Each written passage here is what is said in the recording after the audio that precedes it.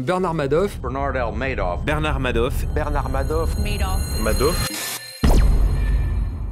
Tout le monde avait confiance en cet homme. Et pourtant, il a décidé d'arnaquer les banques les plus puissantes, les milliardaires les plus influents et même les plus grosses célébrités que vous connaissez sûrement. Et du jour au lendemain, alors qu'il avait tout ce dont il pouvait rêver, il leur a tous planté un couteau dans le dos. Mais qui est vraiment Bernard Madoff? Plongeons-nous dans l'histoire complètement folle de l'homme derrière la plus grande arnaque financière de tous les temps. D'où vient cet homme?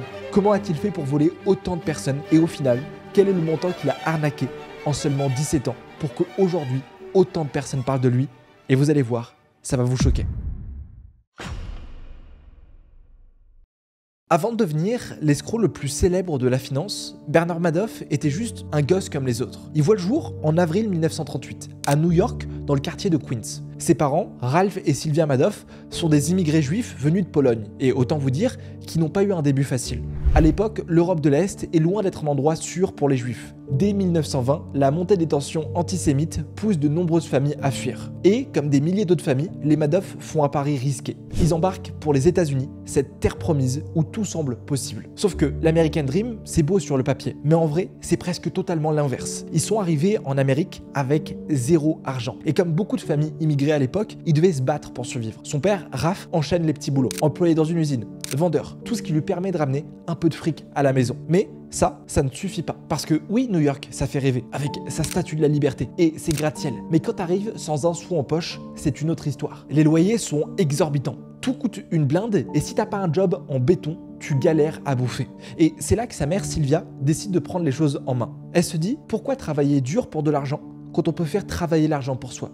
Elle s'intéresse alors à la finance et monte une société de courtage en investissement. Un truc qui, en apparence, a l'air totalement clean. Mais en réalité, c'est flou. Très vite, les autorités commencent à se poser des questions. Déjà, elle prétend devant tous ses clients avoir travaillé à Wall Street. Sauf que, bizarrement, absolument personne ne se souvient d'elle. Ensuite, elle refuse catégoriquement de montrer les comptes de sa société et ça, c'est plus que suspect. Parce que dans ce milieu, dans la finance, si t'as rien à cacher, tu montes tes comptes sans problème. Mais si tu refuses, c'est qu'il y a une anguille sous roche. Les rumeurs commencent à circuler dans leur quartier. Les Madoff sont pas nets. Il y a un truc louche avec leur business. Et puis, au bout d'un moment, tout s'accélère. Et ça commence vraiment à sentir mauvais. Sauf que cette fois, ce sont pas juste les voisins qui en parlent, c'est l'État qui s'en mêle. Et plus précisément, une agence ultra puissante dont vous avez sûrement déjà entendu parler, la SEC, Securities and Exchange Commission. Pour vous donner une idée, c'est un peu l'équivalent de l'autorité des marchés financiers en France. Leur job, c'est traquer les fraudes, surveiller les marchés et s'assurer que tout le monde respecte les règles de la finance. Bon, revenons aux faits. À ce moment-là, la tension est à son maximum. Bernard, lui, grandit dans cette ambiance pesante. Depuis toujours, il a vu ses parents galérer, se battre pour s'en sortir et magouiller des trucs bizarres. Mais avec cette entreprise de courtage, il commençait enfin à croire que quelque chose pouvait changer. Pour la première fois, il se dit que sa famille a peut-être trouvé une porte de sortie, que cette fois, ils ne seront plus condamnés à vivre dans l'ombre des autres. Sauf que cet espoir va être écrasé. Les enquêteurs commencent à fouiller les comptes de la société de courtage et découvrent des transactions douteuses, des papiers manquants et surtout un flou total sur la provenance de l'argent. Le verdict tombe en 1965 pour la famille Madoff. 13 000 $ d'amende. Et là, vous vous dites sûrement, oh mais ça va, c'est que 13 000 $. Ouais, sauf que 13 000 $ de l'époque, ce sont aujourd'hui 135 000 $. Donc un vrai coup de massue pour les Madoff dès le début. Et c'est là que Bernard comprend une chose essentielle qui, vous allez voir, va le suivre toute sa vie. La finance, c'est une arme à double tranchant. Elle peut te sortir de la galère, mais si tu ne joues pas selon les règles, elle peut t'y enfoncer encore plus. Mais lui, la galère, il la refuse. À ce moment-là, Bernard se fait une promesse. Il ne sera plus jamais pauvre et lui et sa famille n'auront plus jamais à vivre les mêmes problèmes. Mais comment un gamin de Queens, sans réseau, sans argent, peut-il s'en sortir dans un monde contrôlé par les grosses têtes de la finance, les banques et les fonds d'investissement? Eh bien, c'est ce que nous allons découvrir tout de suite. Quand on pense à un futur escroc qui va détrousser la planète de la finance, on imagine un génie des maths, obsédé par les chiffres, enfermé dans sa chambre à regarder des cours et à calculer des taux de rendement toute la journée. Mais Bernard, lui, à ce moment-là, il n'en a rien à faire de la finance. Lui, ce qui l'intéresse, c'est la natation. La natation, c'est son échappatoire. Un monde où il n'a pas besoin de penser à tous ses problèmes d'argent. Mais après le scandale qui a frappé sa famille, il sait qu'il doit réussir. Il veut de l'argent, plus que jamais, il veut s'en sortir, même s'il n'a aucun plan précis. Alors, en 1956, il part en Alabama, au sud-est des États-Unis, pour faire des études de sciences politiques, ce qui n'a encore rien à voir avec la finance. Mais très vite, il réalise un truc. Il se rappelle de la promesse qui s'est faite. Si il veut vraiment s'en sortir, il doit retourner là où tout a commencé et là où tout peut jouer, New York. Parce que Alabama, c'est peut-être bien pour faire des études, mais c'est pas là-bas que se trouvent les meilleures opportunités qui peuvent changer sa vie. Donc, il plaque tout et revient aux alentours de New York. Mais il a un problème. Il a pas de contact, pas d'argent, et il doit quand même trouver un moyen de se faire du fric pour survivre. Et c'est là que le destin lui tend une première opportunité, son talent en natation. Son coach du lycée repère qu'il est vraiment bon et lui propose un boulot de maître nageur sur les plages de Long Island. Ça peut sembler anodin, mais ce petit job va changer la trajectoire de sa vie. Pourquoi? Parce que Long Island, c'est pas juste une plage, c'est l'endroit où les riches viennent se détendre et siroter du champagne. Madoff, en étant maître nageur là-bas, se retrouve à côtoyer et à taper la discussion avec des gens qui ont réussi et qui sont tout ce que lui rêvait de devenir. Il écoute leurs conversations, il comprend leurs codes et surtout, il voit comment ils pensent l'argent. Et c'est à ce moment-là qu'il va faire une décision décisive. En 1959, il tombe sur Rose Alberne, une jeune femme qui travaille à la bourse de Manhattan. Et elle n'est pas juste une employée lambda, elle est la fille d'un financier influent, Saul Alberne. Saul Alberne, c'est un expert comptable respecté à New York avec un solide réseau dans le milieu de la finance. Directement, Bernard voit une opportunité énorme. Ils se rencontrent lors d'une soirée montaine et très vite, le courant passe. Ils se fréquentent de plus en plus jusqu'à sortir ensemble. Rose, brillante, est déjà plongée dans le monde de la finance et fascinée par l'ambition que Bernard a. Lui, de son côté, voit à elle bien plus qu'une simple relation. Il voit en elle un accès direct aux coulisses de Wall Street. La question qu'on peut se poser, c'est sont-ils réellement amoureux ou Bernard voit-il seulement une opportunité en or? Difficile à dire, mais ce qui est sûr, c'est qu'en épousant Rose, il le sait, il s'ouvre les portes du monde qu'il n'aurait jamais pu atteindre seul. Pour lui, c'est une porte qui s'ouvre vers la réussite, la vraie. Il est surexcité, il se voit en costard, à serrer des mains de gros PDG et à jouer dans la cour des grands. Rappelez-vous, il y a encore peu de temps, ce mec était en slibard sur les plages de New York, surveillant les baigneurs. Et là, il est en costard, à serrer des mains dans les coulisses de Wall Street. Mais la réalité le rattrape vite. Il débarque dans un monde impitoyable, où personne ne lui fera de cadeau. À Wall Street, les requins sont déjà en place. Et les places sont chères. Les nouveaux venus, on les écrase avant même qu'ils aient le temps de dire bonjour. Et lui, pour l'instant, il n'a rien prouvé. Il n'est juste qu'un gamin ambitieux avec zéro expérience et personne qui ne l'attend. Et il se rappelle surtout du passé de sa mère et que ce domaine ne pardonne pas. Mais il comprend vite un truc. Ici, c'est pas juste une question de travail ou de talent.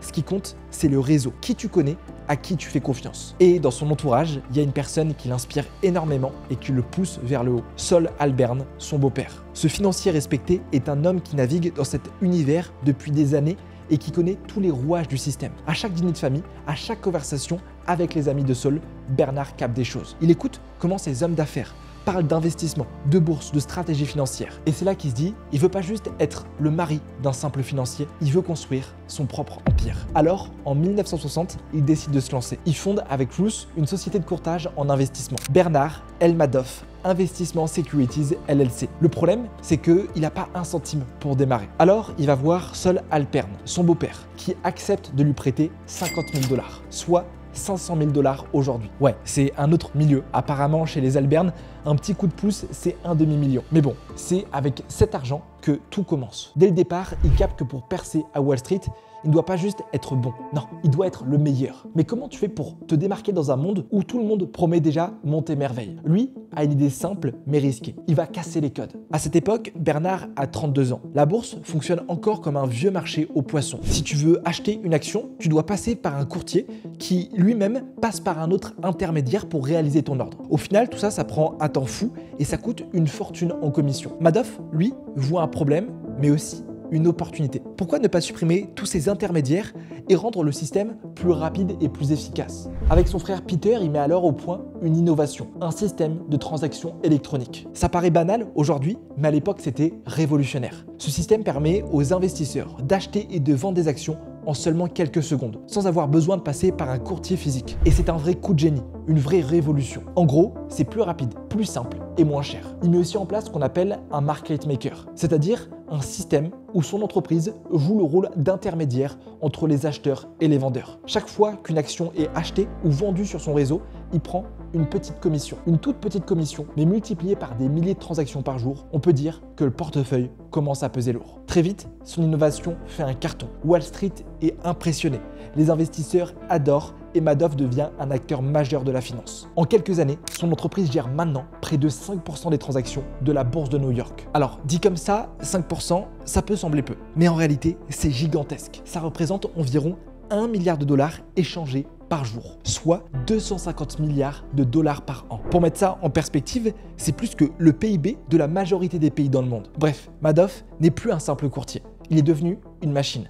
Résultat, le bouche à oreille fait son boulot. De plus en plus, investisseurs débarquent, attirés par la promesse de ce courtier qui semble jouer dans leur camp. Pendant quelques années, tout roule pour Bernard Madoff. Son entreprise attire de plus gros investisseurs. Son réseau grandit et il commence à se faire un vrai nom dans le milieu de la finance. Dans les années 70, la société de Bernard commence à peser de plus en plus lourd sur le marché. Il passe de quelques clients particuliers à la gestion de millions de dollars d'investissement. Mais à un moment, il atteint un plafond. Pourquoi? Parce que même s'il est malin, même s'il joue sur des prix plus bas et une image plus moderne, il reste un courtier parmi tant d'autres. Et à Wall Street, la compétition est féroce. Les grandes banques contrôlent le marché. Ce sont elles qui fixent les règles du jeu et n'ont aucune envie de voir un petit outsider comme lui prendre trop de place. Du coup, Madoff est coincé. Son business tourne, mais il n'explose pas. Il est respecté, mais il n'est pas encore incontournable. Et pour lui, c'est un problème. Il a passé toute sa vie à rêver de grandeur, à se dire qu'il finirait jamais comme ses parents dans la galère. Mais là, il sent qu'il touche ce plafond de verre. Les grandes banques le regardent de haut, les investisseurs ne le considèrent pas comme un acte majeur, il doit frapper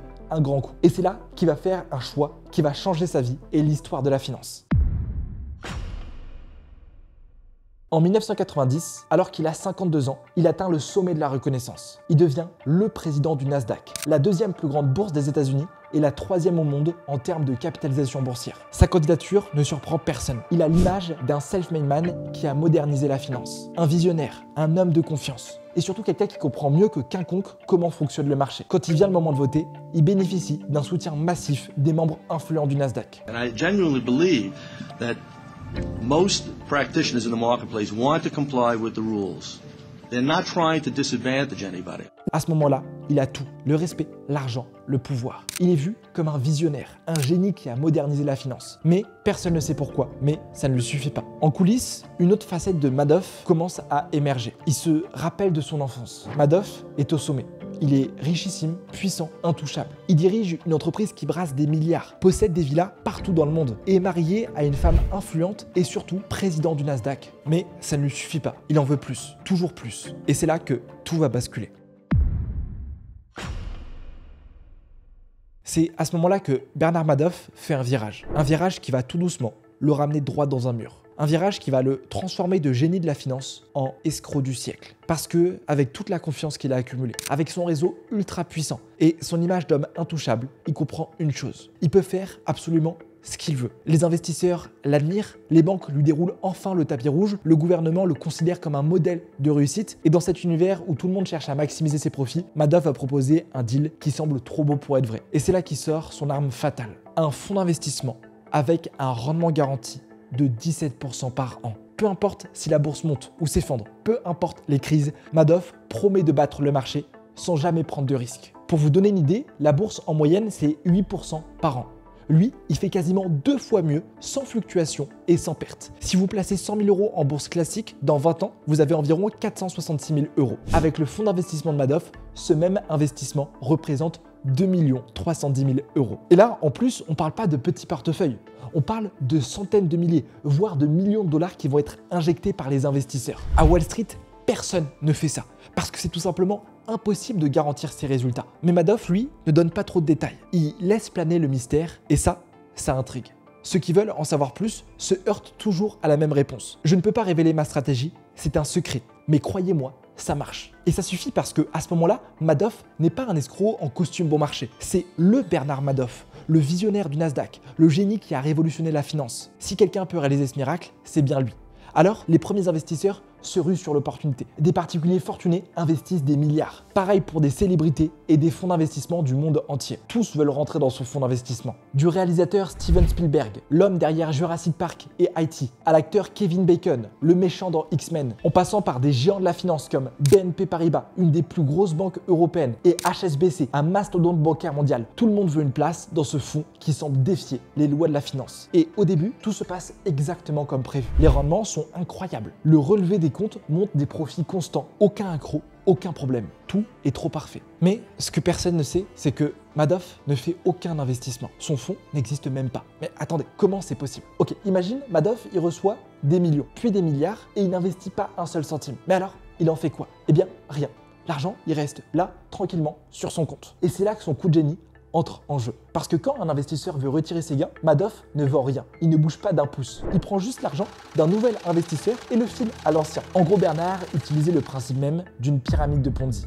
Et c'est en partie lui le créateur. En gros, tu donnes 100 000 $ à Madoff, convaincu qu'il va les faire fructifier. Sauf que lui, il ne les investit pas, il les garde. Puis quand un ancien investisseur veut récupérer ses gains, Madoff, lui, verse l'argent, qui vient d'un nouveau arrivant. Et ainsi de suite. Tant que l'argent frais continue d'entrer, la machine tourne sans accroc. Dans tous les cas, il se dit, les probabilités pour que tout le monde décide de retirer d'un coup de mon fonds d'investissement sont très faibles. Cette stratégie peut durer. Et ainsi de suite. L'argent ne fait que circuler d'un investisseur à un autre, sans jamais générer le moindre rendement, sans jamais être investi. Un immense tour de passe-passe qui repose sur une seule règle. Tant que plus d'argent rentre qu'il n'en sort, le château de cartes tient debout. Et le pire, c'est que son truc était tellement bien huilé que personne ne se doutait de rien. Au fil des années, le fonds d'investissement de Bernard Madoff a attiré des investissements colossaux, estimés à environ 36 milliards $. Les relevés de compte falsifiés, les transactions boursières inventées de toutes pièces, les investisseurs qui posaient trop de questions, rassurés par le prestige et la réputation de Madoff. Parce que oui, si un trader lambda t'assure un rendement constant de 15%, tu te méfies. Mais quand c'est Bernard Madoff, président du Nasdaq, milliardaire respecté,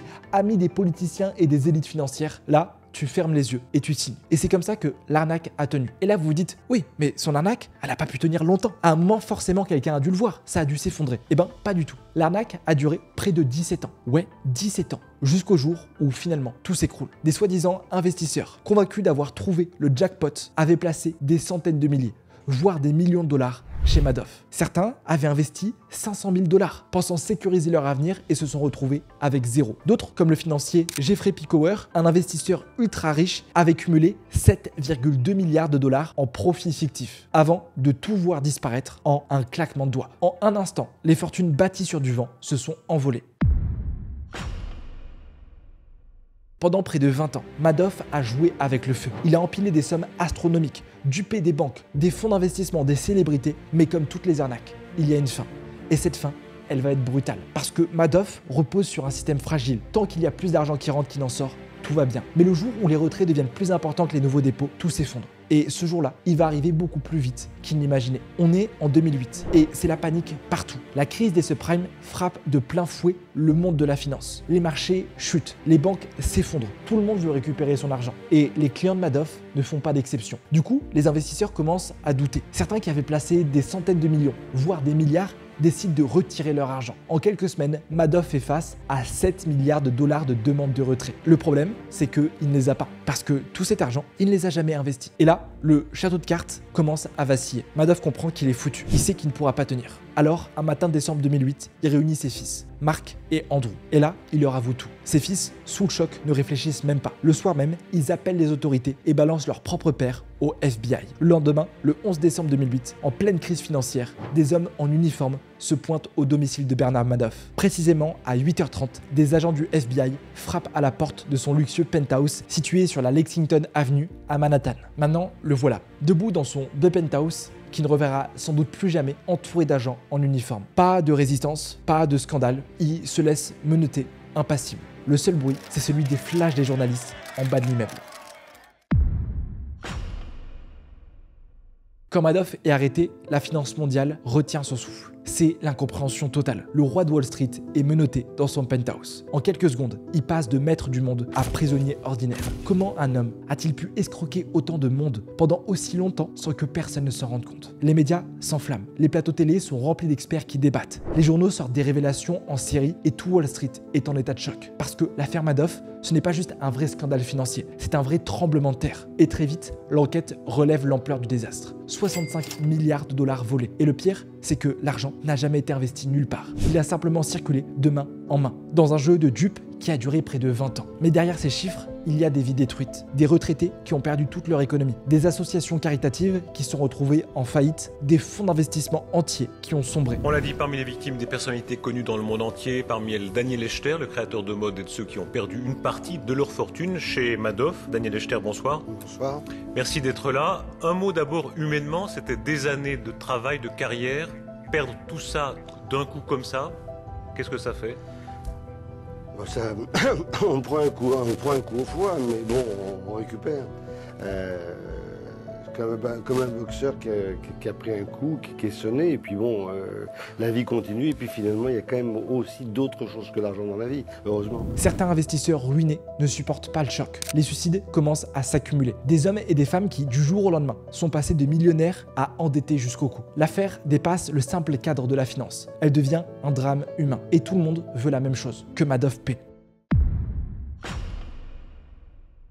Le 29 juin 2009, après un procès ultra médiatisé, le verdict tombe. Madoff est condamné à 150 ans de prison. Pourquoi une peine aussi lourde alors que son avocat envisageait une peine maximum de 15 à 20 ans? Parce que le gouvernement veut faire de lui un exemple. Madoff incarnait la finance parfaite. Le mec en qui tout le monde avait confiance. Et voir que c'était un menteur, un escroc, ça ne passe pas. Parce que ça montrerait aux autres qui pourraient faire pareil. L'objectif des juges est simple, envoyer un message clair. Quiconque osera reproduire une arnaque de cette ampleur paiera le prix fort. Et Madoff, lui, n'aura aucune chance de sortir vivant de prison. L'affaire ne s'arrête pas là, parce que tout le monde veut récupérer son argent. Les banques attaquent, les victimes intentent des procès. Le gouvernement lance des enquêtes pour retrouver l'argent caché de Madoff. Mais le problème, c'est qu'il n'y a presque plus rien. Les enquêteurs saisissent ses biens. Une immense villa à Palm Beach, un appartement de luxe à New York, une maison en France, un yacht de plusieurs millions de dollars. Au total, l'État récupère 80 millions de dollars. Une goutte d'eau comparée aux 65 milliards disparus. Et très vite, plusieurs proches tombent. Son comptable est arrêté, Frank Di Pascali. Son bras droit, lui, risque 125 ans de prison. Pour éviter la peine maximale, il accepte de collaborer. Il explique comment, chaque mois, des milliers de faux relevés étaient fabriqués pour donner l'illusion d'un fonds en pleine santé. Petit à petit, la vérité éclate.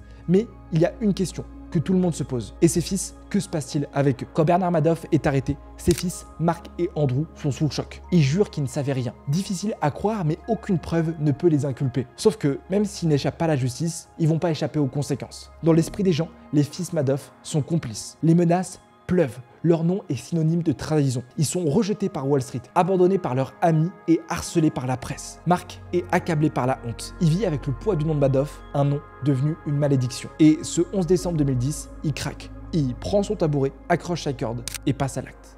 Chez Bernard Madoff, il y avait deux activités. D'un côté, le fonds d'investissement qui était, on sait maintenant, totalement frauduleux. Puis il y avait l'activité de courtage, de vente et d'achat d'actions pour laquelle Bernard Madoff était connu et respecté sur le marché. C'est à cette activité que les deux fils étaient associés, notamment Marc, qui l'a dirigé dans les dernières années. Ils ont toujours dit, ces deux fils, qu'ils ignoraient totalement la pyramide de Ponzi que leur père avait mise en place. 5 ans plus tard, son frère Andrew Madoff, lui, meurt d'un cancer. Mais jusqu'à son dernier souffle, il ne cessera de répéter qu'il était une victime de l'arnaque de son père. Ce que Bernard Madoff a construit pendant 40 ans, ce n'était pas juste une pyramide financière, c'était une bombe à retardement. Et quand elle a explosé, elle a détruit bien plus que de l'argent. Madoff, lui, ne reverra plus jamais la liberté. En janvier 2020, il demande une libération anticipée pour des raisons médicales. Il affirme être en phase terminale et qu'il ne lui reste que 18 mois à vivre. Le gouvernement refuse. En avril 2021, Bernard Madoff meurt en prison à 82 ans. Il était l'un des financiers les plus en vue avant d'être condamné à 150 ans de prison pour escroquerie.